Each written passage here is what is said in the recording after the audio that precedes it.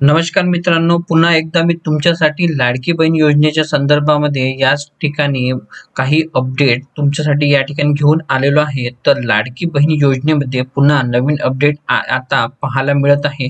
तर लाडकी बहीण योजनेचे आता काही महिलांचे फॉर्म भरून झालेले आहे आणि काही महिला ह्या चे फॉर्म रिजेक्ट आणि त्यांचे काही महिलांचे फॉर्म हे भरायचे सुद्धा आहे.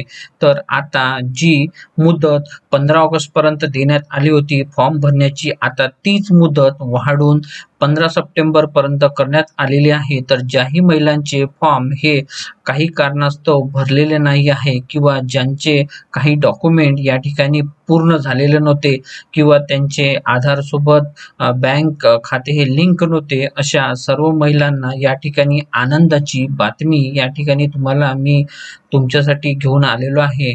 तर आता तुम्हाला हे सर्व तुमचे रिजेक्ट झालेले फॉर्म आणि नवीन ज्या महिलांचे फॉर्म भरायचे असतील त्या महिलांनी आता या ठिकाणी 15 सप्टेंबर पर्यंत तुम्ही या ठिकाणी माझी लाडकी बहीण योजनेचे फॉर्म तुम्ही इथे भरू शकता.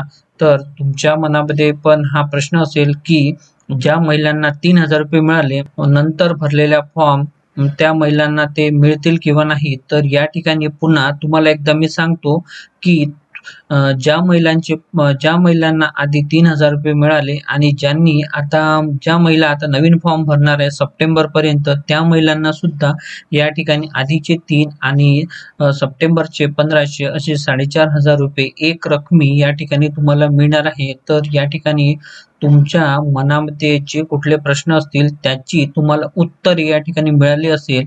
तर जर तुम्हाला व्हिडिओ आवडला असेल तर अशाच नवीन अपडेटसाठी तुम्ही चॅनलला सबस्क्राईब करा. धन्यवाद.